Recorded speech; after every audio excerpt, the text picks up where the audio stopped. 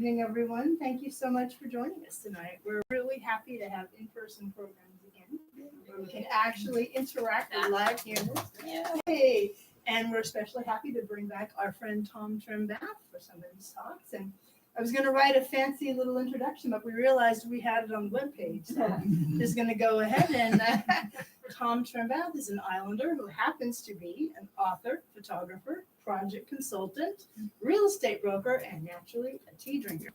He's written and self-published 7 nonfiction titles, produced 9 photo books of Whidbey Island, and like most authors, is working on a few more. And we are very happy to have him here tonight. And I just want to put a plug for the Friends of the Langley Library. They are the nice folks that raise funds to help support library extras like programming, and they are funding our program tonight. So you need your friends. And please welcome Tom Trimbath. Hello. So some of the things I've talked about being on live, we'll go over again if we get more folks in the door. But hi, thanks for coming by. It's about this book. I wrote this book. When you get down to it, that's really all it comes down to. I wrote the book. This is a fundraiser. I'm not an expert. I'm going to give you the quick version. There's a thing called a glosando. Anybody familiar with that term? Cool. I didn't make it up. Somebody else did. I want to talk about some experts, the charities that this is hopefully going to help, Starbucks of all things, commuter mugs, a warm chest, a clipboard, varieties of tea, loose leaf versus brick, dead leaves, hot water, because that's really all it is dead leaves, hot water, and give it some time. And the best way to get donations and possible sequel. So that's the whole version of it. I will now do the longer version of it. Okay. It's going to be a slideshow. You don't have to pay attention to the slideshow, but it gives you something to look at if you don't want to look at me. But these are the rest of the lights out? Are you good? You're the best judge. What do you folks think? Turn them off. Yeah, turn them off? Wow. And over. See, that way they can't even see me. That works even better. Let me put this on a loop that runs every 15 seconds. And what you're saying right now is, there we go. So the book, by the way, is hardback, and what it effectively is a photo and about 1, 2, or 3 pages of text. They're just really short little observations on tea, and you'll get a feel for what those look like here in a minute. I kind of told you a little bit about the fact that I'm not an expert and things like that. But really what came down to it was this is not a COVID project. About 3 years ago, I was just kind of kicking around ideas as a writer, because that happens. And I thought it'd be fun to get a book put together for tea drinkers. Because the thing that got me is, we even said this on the poster, there's the Japanese tea ceremony. There's English, is it English or British tea ceremony ritual? English, there we go. Most of the people I know, they take a tea bag, they take hot water, they put the tea bag in the hot water, they wait until the water turns brown, they pull the tea bag out, and it's done. And that works. That works. Most folks don't have rituals that they've studied and whatnot. So I figured, well, what the heck, let's just go have fun with that. And that's a way of writing about tea that isn't nearly as serious as whether or not you're holding your pinky up, or whether or not it's at 195 degrees rather than 132. But it was more than just doing that. I am familiar with the migrant farm workers issues and various things. I've been hearing about them for all my life. And I finally got to see what it was like to be a tea picker. And I realized these women, because it's hardly any men, these women are in terrible situations. Without getting into all the details of it, but basically, they're getting paid 1/3 of a living wage. I realized that, especially through COVID, I couldn't send them any money because I'm a real estate broker. I didn't make anything the last year, but I couldn't give them money, but I could write a book. and I could take the proceeds from the book and I could donate that. So all the book proceeds go to tea charities that support the tea pickers. I don't know if that's going to work, but I figure what the heck, I'll give it a try. It's something I could do. It's kind of funny where to start something like this because I'm 63. I've been drinking tea since I never drank coffee. And I've always done it just as a simple thing. It was, why would I drink coffee when I can drink tea? Tea's cheaper. I like it just as much. It can be caffeinated. It can't be caffeinated. Fine, whatever. Just go with that. Well, there's a friend of mine that he loves tea. He loves tea as well. He didn't start out that way, but he ended up marrying a woman who owns a tea shop. He's my best friend. They're a sweet couple. I can tell romantic stories about these two all day long. They're so sweet to see together. But what he and I used to do was he used to live on a boat in Lake Union. He didn't have the end cap. He had the next one in for the low price of hardly anything because he was then taking care of the dock. But that also meant he was in downtown Seattle, basically. You could see downtowns from there. And every month we would go for a walk.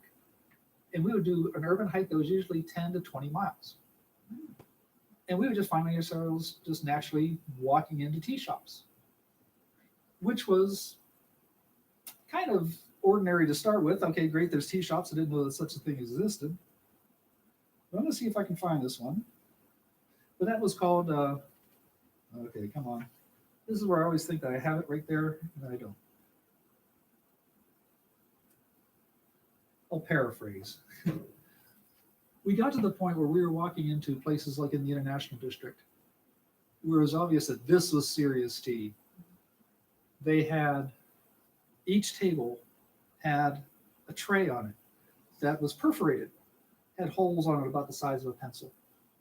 And you had cups that sat on top of that, and you had your tea served to you. We had no idea what to do with this. We couldn't understand the person in the shop. They couldn't understand us, but we know that they were loving it because we kept trying to figure out what to do with these teacups and these teapots and this tea and this table. And we were the hit. We were the entertainment for the day. Now that after a few years have gone by, I've noticed that, okay, so there's a particular way that you pour it into the cup, then you pour it into the thing, and then evidently there's some other part of the ritual, which we never really caught on to, but we didn't need to. We were just having tea. Those kind of walks are called vasalandos, and we made a series of them where you're just aimlessly wandering. We would just walk out from his boat for 10 miles one way, 10 miles another way, east, south, northwest, that kind of thing. And it was surprising to see how many tea shops we found. We weren't looking for tea shops. We would walk from 7 in the morning to 7 at night and talk the entire time. He can tell stories far better than I can. And it was just a real treat to do that. And I'd get home, and at the time I was married, my wife would go, how could the two of you talk for 12 hours straight as well? Because I had to come home. That's all there was to it. By the way, these things are just going to play by, like I say, so you don't have to watch me. But each one is a chapter title for a particular story. So if you want to go into that, I can define the. Well, I'll segue into that. That's his wife's hand. I'm not an expert. I like tea. A bow to the experts. There are people who study tea's history, biology, agriculture, societal structure, flavors, health benefits, economy, and industry. Which also means that if you're an expert in tea, which part of it are you an expert in? Because there's somebody that just must know how you actually run a tea plantation, or how you actually, you can now get a degree as a tea sommelier. Cool. Not with my taste buds, but it's something that you can get a job in downtown Seattle. Tea is old, worldwide, and significant. If you've heard of the Opium Wars, the fact that tea was wrapped up in that, the clipper ships, They existed because of the tea, and that changed the way not the transportation industry worked. Don't try counting all the MDs, NDs, PhDs, CEOs, and MBAs wrapped around how we drink and enjoy tea. There are better things to do in life, like enjoy a cup of tea. And that's the thing I've gotten to really impressed with. Brian and Kachi own Dandelion Botanical over in Squim. It used to be in downtown Fremont, then they got priced out of downtown Fremont. Then they moved to Ballard, they got priced out of downtown Ballard. Now they're in Squim. I think she's out of the tsunami zone, but they have to keep moving it. And it's partly because despite their shop being known internationally, it's hard to keep a tea shop going. And they're not actually a tea shop, they're actually the ones that sell tea. Let's see if I can get that picture up without too much interruption. There we go. That is about half the wall of teas that they have. If you want to go sniff things, if you want to go find tea flavors that you've never heard of, I don't care how much you know about tea, that you've never heard of, they've got things up there which are just phenomenal. And you can imagine how well they know tea. You can imagine I don't. Matter of fact, after he got married to her, because she had the shop for a long time, then he married her, and he'd go to work with her, and he would just make another blend every day. And that was one of the things I thought was fascinating, because I remember Red Rose, I remember Lipton, I remember Tetley, I remember all these things, and they're perfectly fine teas and whatnot. But it never dawned on me at the very start that, oh, these are blends, these are various things. These are not just all one thing. You can pass these around because I'll always clean the package afterwards if you want. But this is Earl Grey. Now, there are very few ones that I really understand, but Earl Grey is a mix. And the mix usually starts with black tea of Assam and Kimun. It's the same plant. It's just there's an Assam region, there's a Kimun region. The tea tastes different. And then with Earl Grey, there's Earl of Broggemont put in. And then you look at what else, and this is out of Dory Halberg, Joyful Alchemy, who's on the island here. I don't know all the stuff that are in there, but that's the thing I find fascinating about it, is because I started to realize, oh, you can blend your own teas. It's not chemistry. You can have fun with this. You can try just an awful lot of Kimun, which will wake you up, or Keemamun. Thank you. And Assam, which is a softer flavor, and didn't realize at the time that the breakfast teas that you drink are usually just a different blending of those two teas. Nothing much fancier than that. Maybe a little bit of a different cut to the leaf or things like that. But that simplicity is the thing that intrigued me, because it wasn't like I was going to all of a sudden not be drinking tea, but I'll put this back on track. Learning all the time. And if I hadn't made it apparent, you folks are getting to witness and exist through the inaugural book talk about this. That also means I give talks on self-publishing, stock investing, martial arts, real estate. What else have I got? Hiking through Scotland. Walking through Scotland. Drinking through Scotland. That's true. Walking across Scotland, bicycling across the United States. The first one of those things is always just a stumble through the whole thing. So that's what you're getting to see. Is kind of like, oh, what I really want to talk about next is that. And there we go. Thank you. So I appreciate your sense of humor, nothing else. But when I started going through this, and I started realizing how much I enjoy tea, how much I really didn't have any need for any like coffee or something like that. I still want whiskey. I still want some wine. I still want some orange juice. I still want some other things. By the way, when I was in Scotland and I tried to get orange juice, my accent was so thick that he thought I wanted oysters for breakfast. That would have been a great video.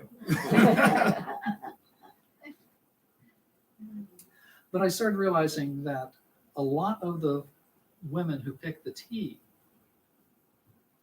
have to live on the plantation. They have to live in that region. They have, because every day they go out and they pick the leaves. They pick the freshest leaves. And of course, the freshest leaves are like after the dew has risen and after the fluids in the leaves are coming up and before they fall back down at the end of the day. So they can have like a 2-hour window for picking the leaves that they have to pick. Imagine having a job where you're trying to survive off of 2 hours worth of work a day. Well, they can pick the lower quality ones on either side of it, but still, they have to live there.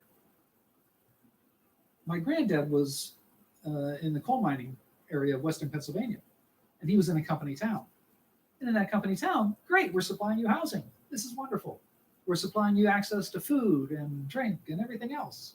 And by the way, we're going to put you into debt because we're going to charge more for that food and drink and whatnot than we're paying you, or we're going to pay you enough, but if you go over, we're going to put you in, we're going to lend you some money. Isn't that nice? Mm-hmm. And I wonder, when I saw that, that resonated with me. And I know what got them out of it in the coal mining areas was to end up with advocacy and with unions. Well, I'm not going to start a union with them. I can do a little bit of advocacy, but if nothing else, like I said before everyone else showed up, I couldn't send them a check, but I could sell some books and send them the money from that. So there we go. Now, ironically, let me see if I can get the Starbucks thing here. The way I learned about loose leaf tea actually was from Starbucks. So think back to 1980. That's when I moved out here, which is still not a long-term resident as far as some folks are concerned. There we go. Loose leaf is the ultimate. It's far easier to drop a tea bag into a basket than to dislodge soggy leaves from a wire strainer.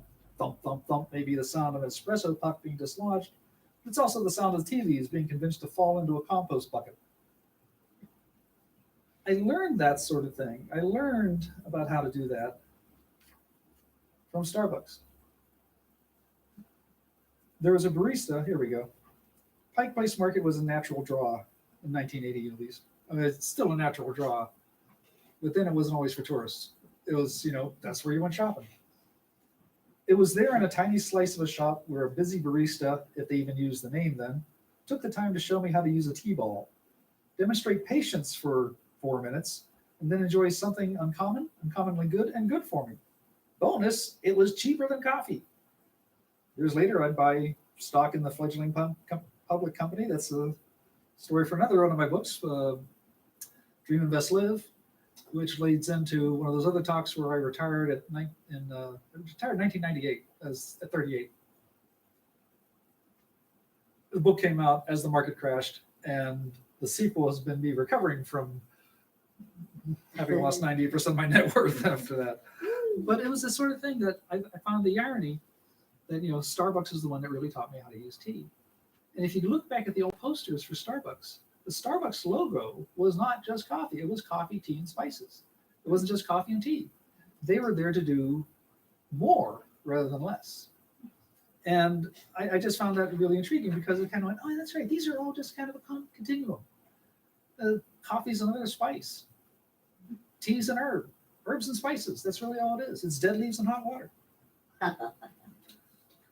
So where are we on this thing? Just out of curiosity. Nope, it's nowhere near where I was going to go to next, but I'm going to go there anyway. There are people that love the smell of tea for good reason, as I understand, because with my nose, like I can smell tea. It's not like it's that bad. My sense of smell's that bad, but it is. It's an element to it that I can tell some folks just really adore, and I'm not surprised by that. I've watched people drink red wine that just glorify over the bouquet and whatnot. I come from it from the standpoint of, in all the years of wine tasting, I've only found one bottle I didn't like, in which case, why worry about it? Yep, this never works as quickly as you think it's going to work. Oh, that's right, commuter mugs. The reason I bring up the aroma is because, well, here we go. I go through about 3 or 4 of these things a day. Now, this one happens to be decaf right now. It's herbal. But try and imagine the aroma coming out of this. This is what gets me is there are that Earl Grey. It's got a wonderful aroma. But a lot of folks, the way we actually use tea is we pour it into a commuter mug, put a lid on it, and what we're going to get is whatever can leak through this little bitty hole. That's our ritual. It's not working. But that is the reality of the way American tea works. We have these wonderful things, and it's fun to get away from this every once in a while and actually brew a cup where you can actually feel the steam on your face, smell the aroma, and when I think about the spectrum of commuter mug to Japanese tea ceremony, it just gets to be kind of funny to me. But it's like, okay, well, let's be real about this. There are other things that we really appreciate about tea more than just the flavor and more than just the aroma. The one is the fact that it'll warm you up. Come on, you silly thing. There we go. Go ahead, dive into the debate about whether tea should be served at boiling or various other temperatures for black, green, oolong, and herbal teas. Most folks crank the heat to high, listen for the whistle, then pour. Maybe with a small delay to let the water settle so they don't burn themselves. There's another temperature that may be more important. What's the best temperature for that first sip? Even waiting a few minutes while the tea steeps can leave the water so hot that it scalds. That's no fun. Wait long enough, and before it's totally cooled off, the cup can be, and if it's totally cooled off, the cup can be found in the morning. Something to be drinking or dumping when the kettle gets back to work. There's a number of times where the tea I'm having in the morning is the stuff I made yesterday afternoon that I forgot about. And you just kind of work with that. Waiting just the right amount of time by planning your luck. This first sip doesn't fight back. A longer sip warms the mouth, but more importantly, warms what comes next. It's the wave of warmth that spreads into the chest. A warmth that has nothing to do with flavor or aroma. A warmth that is so notable in cold weather because it feels like a cup of tea has extraordinary powers. I know that I've had cups of tea. It probably happens with coffee too, or soup, or broth, or whatever. But it's at that time when you drink it, and your chest expands. Things just loosen up. It's like a massage from the inside. And it can only be a part of the cup. It can't be the entire thing. But I realized that is precious. That is something to celebrate. It isn't always just the history or the provenance or things like that. It can just be the fact that, it made you feel good. How many of you folks work in offices? Oh, you're so good. I congratulate you. Welcome to my world at Boeing. I used to be an aerospace scientist. I worked for Boeing. I designed airplanes, rockets, and satellites. And I miss the paycheck. I miss the people. I don't miss the culture.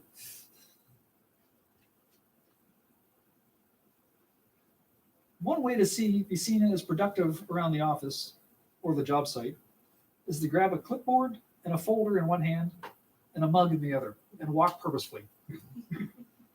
They may think you're heading to a meeting. They might be right, but you might be heading into a meeting of one in a conference room that could hold many. You know, however, that the folder open, that with the folder open as if you're reading it and the mug in your hand, people will pass you by because they think you're working. It's the easiest way to just get a cheap kind of, other folks have their coffee breaks. What the heck? Why stand outside in the cold? Sit inside, just have a mug there, and if they notice, they notice. If they don't, they don't. But I found that it really is kind of funny. I used to putz around. Putz is being a Pittsburgh word, I think. Play around with just various ways of little psychology tests at Boeing. And what would happen if I wore a tie? What happens if I wore nice shoes? What happens if I wore a nice belt? And it was fascinating. And if you walk around with a piece of paper in one hand and a cup in another, they're not going to try and get you off into something else because they know that you're busy. And it's like, this is great. This is a wonderful cheat.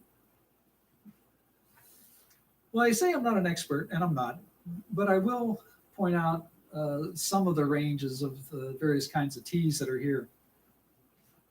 I brought all these things from the house. I should show. This is just kind of a sample. I actually have, some of these are from work because tea bags in an office make sense. Loose leaf is wonderful, but you now have to find a trash can that you can dump it into that isn't one of the wire mesh ones because that's not going to work. And you end up with, matter of fact, like this one. This is supposed to be a bunch of Twinings teas. There are probably 4 different brands in here right now because you end up with just this odd collection, odd mix that's sitting in the back of the drawer.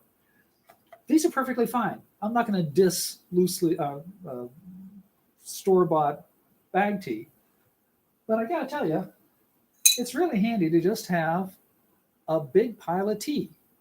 Now I've got probably 9 of these. Each one's a different blend. I talked about Assam and Kimon. I think this one's Kimon. Matter of fact, here's loose leaf pu'er.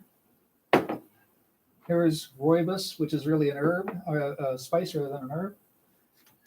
And then here is my garden blend of various mints, chamomile, and stuff I pulled out of the garden. And I'm resupplying with stuff I pulled out of the garden. Now, it turns out that my garden is fairly productive, or in other words, I can grow a weed patch better than most folks can. And right now, I probably have 4 stacks of lavender, rosemary, sage, and lemon thyme that are just waiting to get turned in. Which, in other words, I took yard waste and I'm going to drink it. I mean, this is a nice way to go. But it's also fun to then have things like this. Like we passed around the Earl Grey. So that's the pu'er. And that's the original kind of tea, which is these little bricks. Each one of these things is defined in ways that have, usually, if it's, like the varieties that are going into Earl Grey, they're coming from different continents, different climates, different ways of being grown, but it's still the same plant. Pu'er is still the same plant, but that's gone through some radical transformations. And that's the thing I find is fascinating about it, because it isn't just, well, put it this way, when I thought tea was all red rose, I was like, well, red rose and Lipton, well, they're just competing, they're just doing the same thing. You realize, no, these are all completely different things. The thing that is sweet about loose leaf tea is that it's a loose leaf. It's not bunches of little things. It's not ground up. Again, I would read it from the book, but to be honest, that seems to be taking more time than I wanted to every time I reach for the book. Loose leaf tea is a little bit more hassle because you've got to find a place to dump the leaves. But you think about what goes into the tea bag. Take a look at a tea bag, and you end up with something that, and this is actually reasonably good. This is, I guess I'll have this for breakfast tomorrow. This is Tazo, which used to be an independent tea company until Starbucks bought them out, in which case they kind of quit doing what they were doing because they were part of Starbucks. But, there's the tea bag. It always seems like it's like dust. And that's the term they use for it. That's the term that the plantations use for it. Are they selling dust? Because what they do is they break up the tea leaves into such small pieces. One, because a lot of folks do just drink tea when the water turns brown. They want that color change. The other thing is they're trying to fit it into this bag. they're trying to fit it into. Now, granted, these are the bags that have the little flutes and things like this, and this is really sweet. And Tetley used to do the tiny little tea leaves? And little tea, let the flavor float out. Well, it lets some flavor flow down, whatever if it's a good flavor or not. That's handy. But when you end up with loose leaf, you actually get a chance for the leaf to do what the leaf wants to do. The leaf wants to expand back out to be a leaf about that big. Now, they're probably going to be still bits and pieces, but they're going to get a chance to do more what they had done before.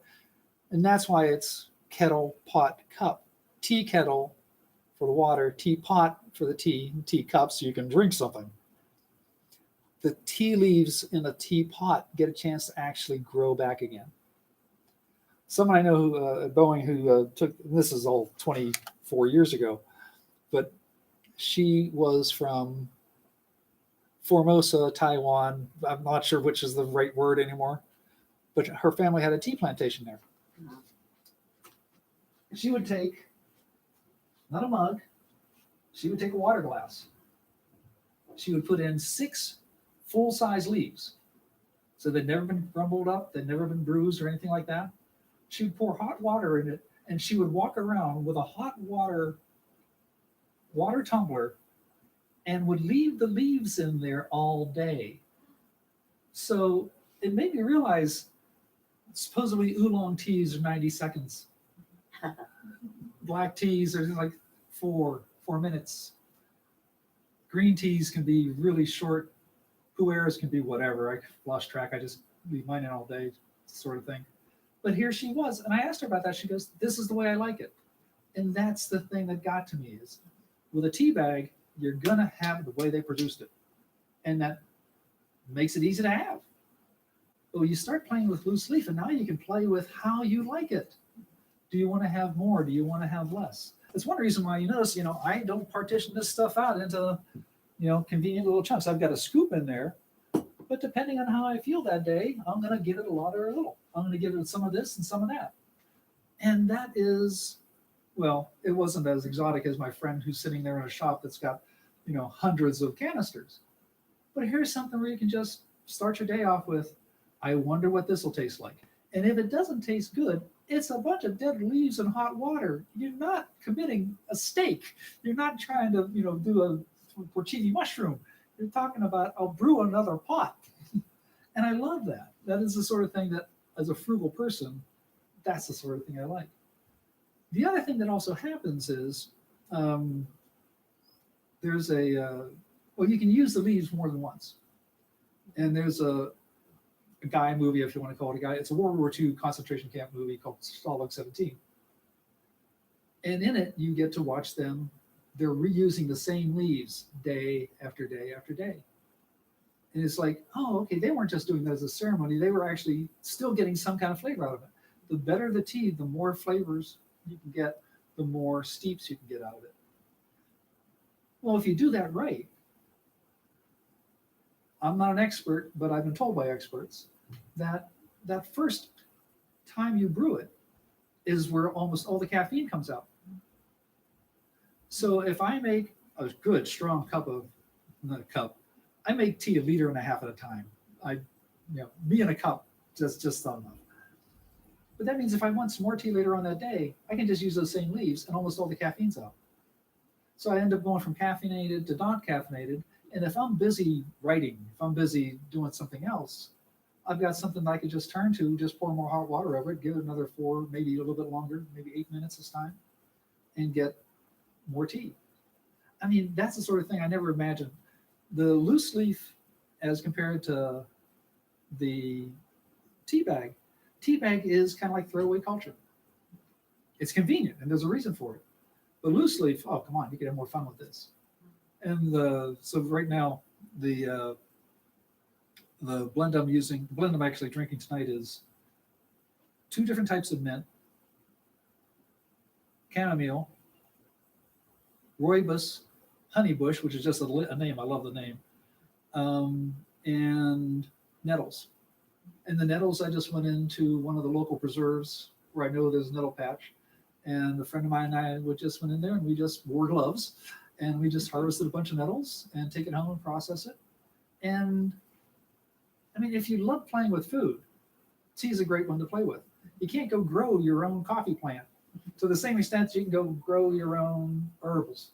Now, growing your own tea in Washington State, I've run into resistance when I tried.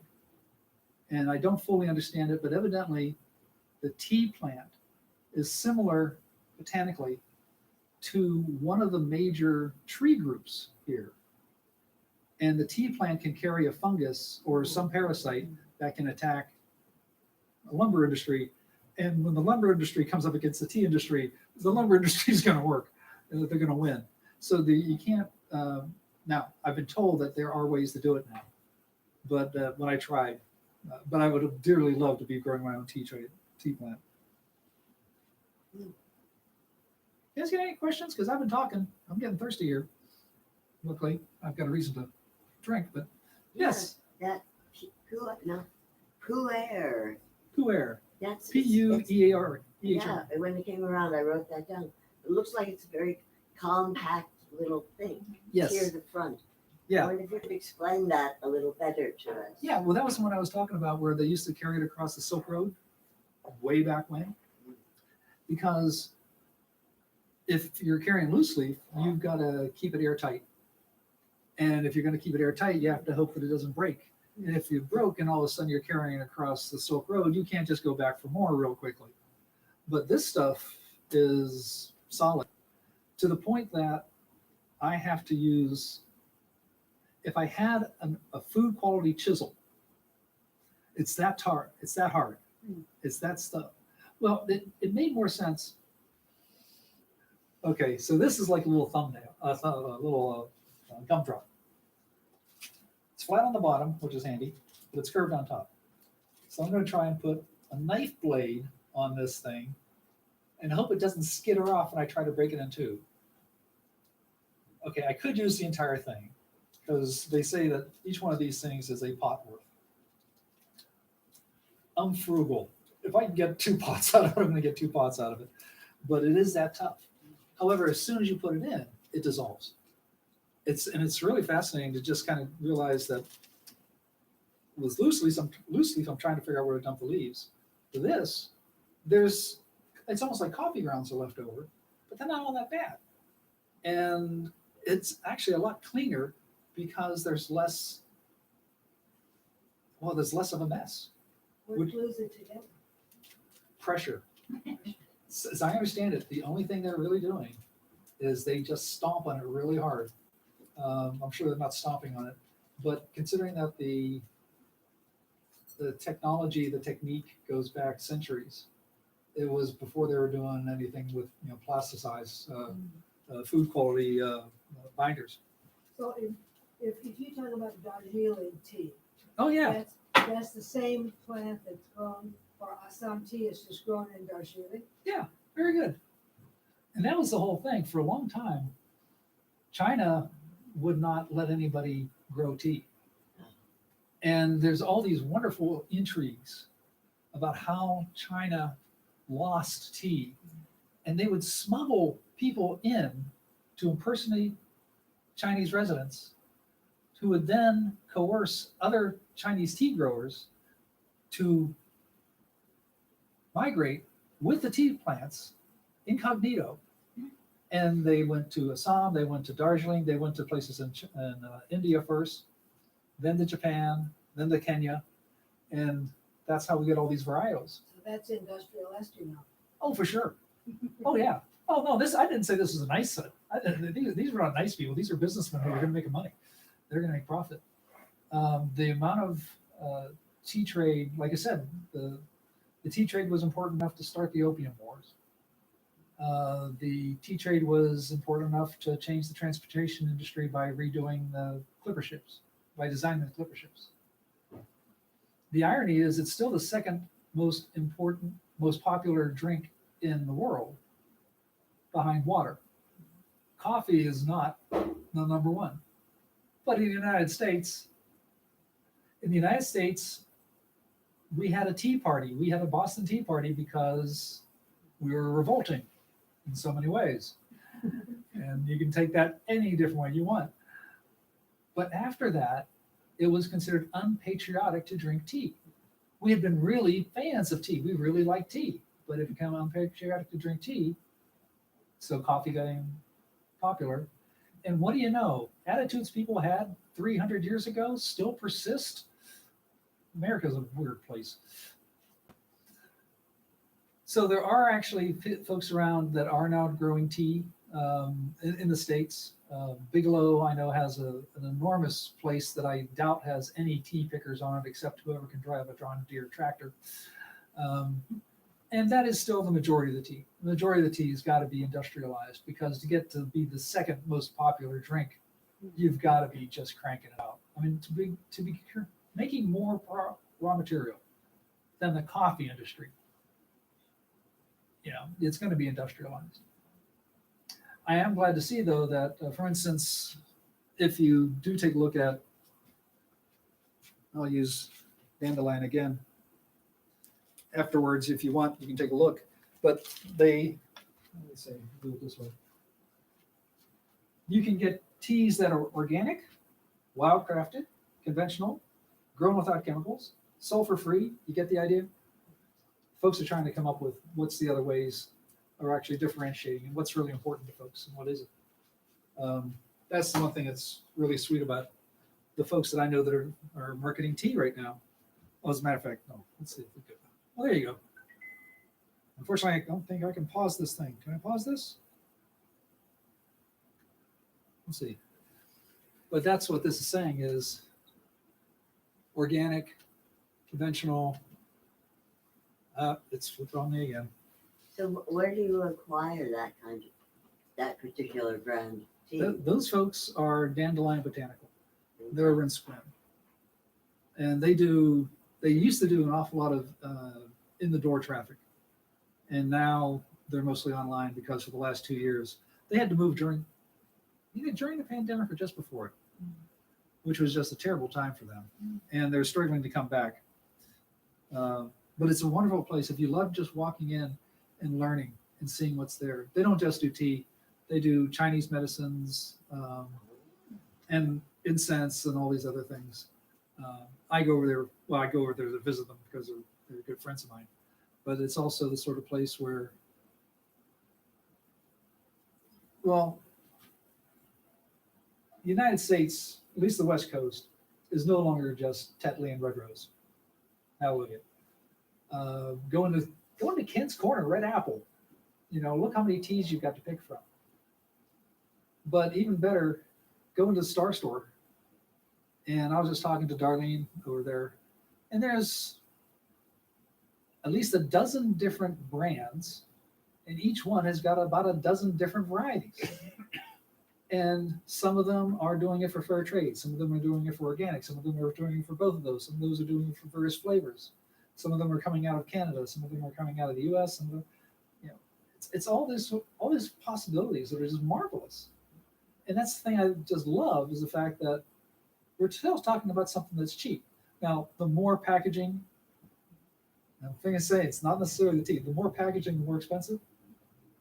If you buy some teas, you'll end up with a tin, and there'll be a bag, and inside the bag will be the little sleeves, and inside the sleeve will be the tea bag. Or you can buy a pile of dead leaves. And I tell you, when I wake up in the morning, it's so nice to just dip, scoop, done. It's not always going to be the same blend. It's not always going to be the same quantity. It's not always going to be the same strength. But I'm also not throwing away all these things that were only just used to take the tea from somebody's processing plant to put it onto a shelf, to take it from a processing plant to put it into a box, to put it into a carton, to put it onto a pallet, to take it into a shop, to put it onto a box, to take it out of the box, to put it on the shelf, to put it in with the other boxes I'm going to take home. And so what? Go in, buy some loose leaf tea, and they ship. That's the thing that's nice about it is they're doing most of their business online. And most of them are. As a matter of fact, Dory Halberd, which I say, Joyful Alchemy on Libby,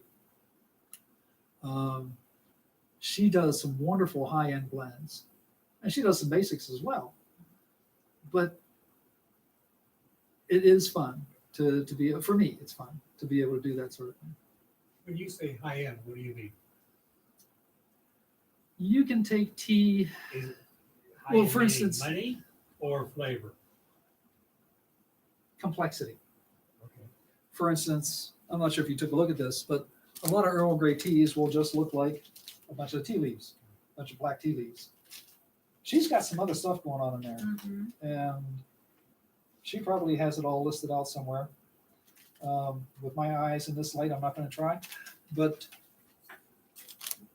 Rose petals and calendula and Yeah. lavender. and now tea has gotten so trendy that we're now getting the really boutique tea shops where they're claiming health benefits, cancer benefits, all this sort of thing, to the tune of like $3,000 an ounce. And not here. This is stuff I saw. As a matter of fact, I think it was in Boston of all places. And I was looking at that going, that's another world. But you know, humans have always been able to find something simple and turn into something exotic and turning into something that's, profitable when you get down to it. Yes. So when you make your morning blend, Yeah. do you use a tablespoon to scoop things or a coffee a little? Oh, what do you use? My fingers usually. Okay, so how much of each thing do you kind of like? Well, I had big hands. Oh, where'd it go? Okay, so like this one is actually a teaspoon. You're supposed to do like a teaspoon a cup plus a teaspoon for the pot. Yeah, no. This one. Somebody ended up with a bunch of these little spoons. They had no idea what they were for. I recently found out they were tapas spoons. Well, that's just right for me. And I just use it for tea instead. It really doesn't take anything complicated. Some of that, a brand new strainer. My other ones are really brown. What a surprise. I actually have a piece, a write-up in there about how some of the really good Christmas teas, like Market Spice, oh, they are just marvelous. And my dental hygienist can't stand them because it stains my teeth so much. And what I was suggesting is that the next time somebody makes a Christmas mug, they shouldn't make it white on the inside. They should already just start with brown. Just start with brown. And that way folks can't tell that you didn't wash it all month.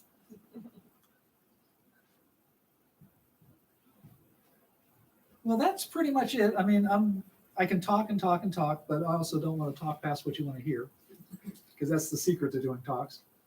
You had a hand? Go for it. Yeah, the ancient tradition of growing tea on those The terraces? the terraces in Asia. Yeah. Can you speak to that, please? Yeah, the best way to grow tea, as I understand it, is a particular microclimate. You want a certain humidity, temperature, and sun.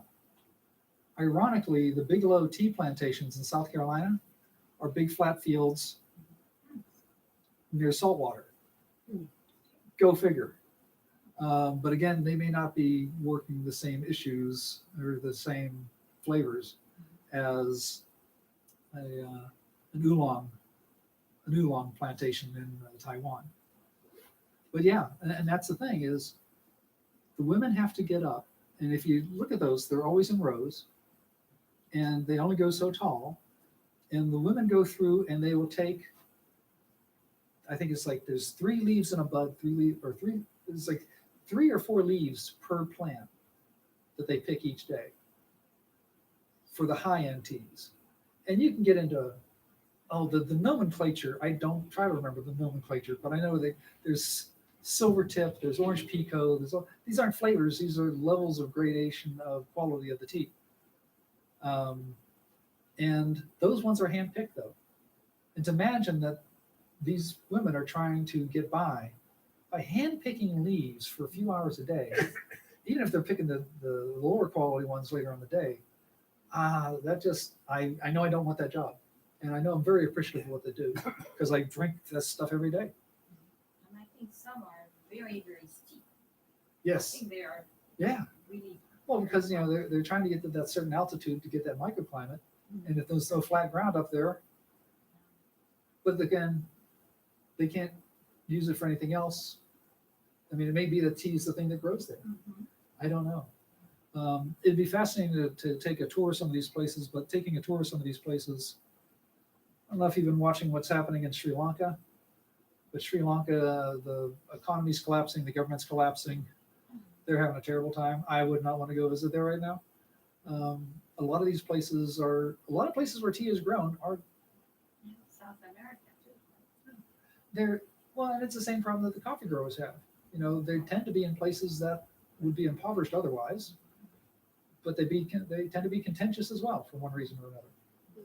So I love going back to that friend of mine who was just taking 6 leaves, dumping them in a hot water in a water tumbler, just walking around all day. And it's like, no, you find out how you want to enjoy it.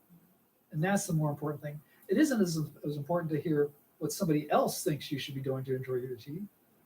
What's it take for you to enjoy your tea? And for me, it's changed to some extent. But I also know that it's changed a lot more than if I just kept drinking, out of a tea bag. Because when it's in that tea bag, you don't really know what's in there. And every morning when I'm brewing tea, I'm putting my fingers into dead leaves and putting those into hot water. Actually, I'm putting them in the hot water in, but that's my version. What is matcha?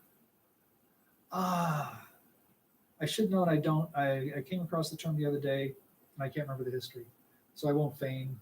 But it is tea. No, I think it's green powder. Right. Which is still tea. Which is from, Oh, that's right. Yeah. But So- I think that has medical So uh, yeah. properties. So I think it's one of the green teas. One of the ways the green tea is prepared is to go the exact opposite. Instead of having a full leaf, they take it down to a powder, and that's what's used in the tea ceremony. And evidently, you get stronger caffeine from that than you do from just using those leaves conventionally. I've tried drinking that, and when I found out it was giving me more caffeine, I didn't need more caffeine in my life. But I was given a bag of it from a naturopath passed away, and I got delivered some of the tea they didn't know what to do with, and that was some of it. And I realized I wasn't going to do it justice, and I found a friend who actually knew what to do with it. But yeah, I needed that reminder though that it's very heavily powdered green tea. And I'm sure that if I was to go into the Japanese tea ceremony, I'd embarrass myself mightily. Again, I'm not going to dive into the book just because the mechanics of getting into the book. But I did try, and I'd love to have had this video of me going to the Queen Anne Tea House. And I realized that this was not going to work because my knees didn't fit underneath the table. If my knees fit underneath the table, I was so far from the table that I had to reach to get to the table. It was not built for 6'2", 200-pound guys. I survived that day, and thank you. I still put the pinky up, but that's out of affectation and habit. Well, in that case, let's put up the lights, and we can still sit around and talk and whatnot. You can imagine it took a long time to put all this stuff out. It's going to take a long time to put it all back in. So a quick rundown of what those books are that are on the table for us. please. And before I do that, at her elbow is a series of pieces of paper. Well, there's the email list and whatnot. And those have the code to being able to buy the book. The book is available on Amazon. And here's an insight to those who are considering self-publishing. The book is available through lulu.com. Lulu.com is not Amazon. And there it is on lulu.com. If I sell a copy on lulu.com, so it's going to be donations. It's going to be about $10 that goes to the charities. It's available on Amazon as well for the exact same price. But when I sell it through Amazon, all of a sudden that $10 goes down to $1. Right. So whether Lulu is skimming or Amazon is skimming, but somebody's skimming, and it ain't me. So what I did was, and this is the sort of thing I'm just working up on, because this is a brand new book. This is the first order that came through just after we scheduled this. So if you can, if you're interested in buying it and you buy it online, you can buy it from me too, but I have a limited supply. You buy one that's much less limit, but that's fine. That's the way book sales work. But if you want to go home and think about it, you can take that card, do the QR Is code this kind a of thing. print on demand? Is that what Lulu is? Yeah. Yeah. Print on demand. And all of these are print on demand. How do you get the cover? I made the cover. It's print on demand. I do the whole. After the first series of books I did with self-publishing with one. Okay, let me preface this digression. I've also taught classes in self-publishing for 15 years. In the last 15 years, the industry has gone from, well, the last 20 years, the industry has gone from that little graphic, which is a line. It's a bunch of lines. By the way, a friend of mine pointed out that there's no suspense because you know I lived, because the line goes all the way. And then you look at this, that cost $500 to self-publish in 2002. This cost 30. 1,000. $30. Per book? Under the run. $30 to initiate it. And then you get a different price than I get because I get wholesale, you get retail. But yeah, and that's the thing is in self-publishing, traditional self-publishing used to be you had to order 2,000 to 3,000 copies. And it's going to cost you probably $10,000 to $15,000 to get started, depending on which way you Then did you it. had to store them. Right. Yeah. This, I order as many copies as I want. The unit cost is higher, but the initial outlay is lower. So it's a way to get a book out there and find out how well it's doing. And then if you get enough interest, then you can go back to a traditional publisher, or I can get to the point where I'm actually ordering enough to get the volume discounts and things like that. But in the time it took from when I started writing this, well, I wrote this in 3 years because I'm writing, I've done 4 other books in the meantime. So, and I've been a real estate broker, so that's been kind of busy. But yeah, we're now to this level of quality. It's the hardback, color on the outside. That came along a while ago, but it's also color on the inside. It's higher quality paper. It's really gone quite a ways. So if you're interested, I've taught the class as a solo. I've also taught the class as a duet. Don Scobie and I have taught classes in self-publishing, and I'll be happy to tell you, I can go on for that long as I can go on about tea. But the one thing, if you're curious about that before you leave, these are from 4 different publishers. Though this is from Blurb. These color ones of Whidbey Island. This one's Lulu. This one's iUniverse.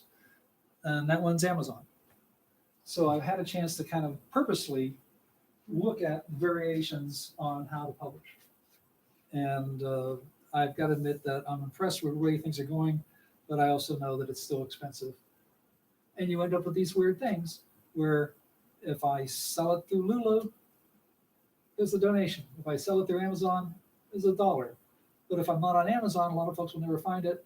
And getting that dollar is getting that dollar rather than just willing. Yeah. It's a fascinating industry. Again, thank you all for coming.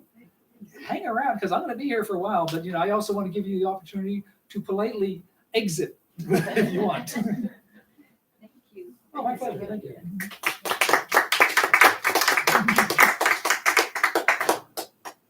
Cheers as it goes. And what is in your cup? This is the one I was. Your house blender. Yeah, this is the house blend. Have you used those bamboo strainers for tea? No, I use, No, stainless? and it's only because these are easier to clean. Oh, yeah, these are. Yeah, glass and ceramic and metal. Not because they're the best, I mean, the little cast iron teapots. If anybody collects those, I know somebody who's trying to find a home for like about 120 of them. Do they Well, have somebody little passed- ones? Huh? Tiny ones? Yeah, the ones about that big. Because I love those. I'm collecting some teapots. Well, his spouse was. Mm. He's not as big a fan. So we can talk afterwards if you want to connect up. So those bamboo stringers are difficult to clean, and that's why people don't really care for them. I seem to think they're difficulty cleaning, but keep in mind, I'm kind of a brute. You know, I'm sure with some delicate hands you can do that. I'm going to have a tendency to delicately turn that thing into a bunch of splinters. The other thing you can do, though, by the way, is French press. And that is one way I really do like, because for one thing, well, a good one, I actually prefer, I broke my, remember I said I was a brute? I broke my big one 3 times, so I no longer use the big one. But the other thing that's handy about it is if you get a glass one, you can kind of cheat the iced tea process, because you steep it in one of these, and then you put this out in the sun. You don't have to keep pouring it from different things. You don't have to go dumping tea leaves in and dumping tea bags out and all that sort of thing. Brew it in this. That stops the brewing process. Then I put it out in the sun. I'm lazy. This is easy. The only downside is getting the tea leaves out of the bottom. But you know, for some folks that's a big thing. For other folks, it's it's not an issue. Adds another layer of flavor. Huh? It adds another layer of flavor too. There we go. Well, I can tell you that after I pull this lid off and I try to drink what's left,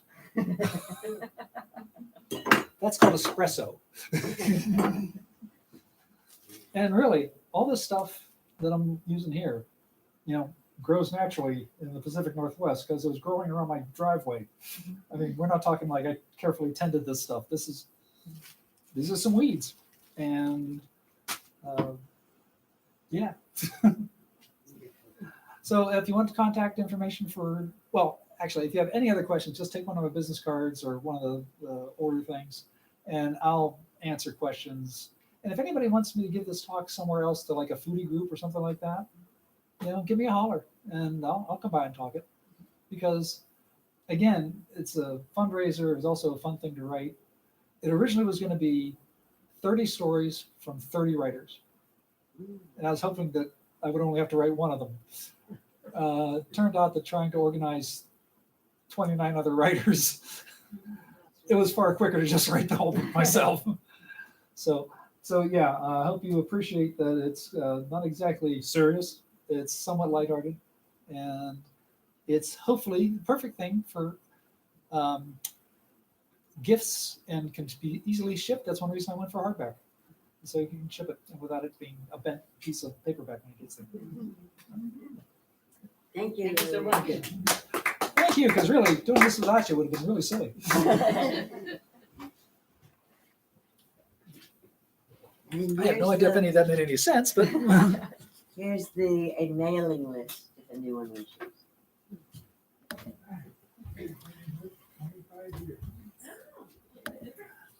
and when I say mailing list,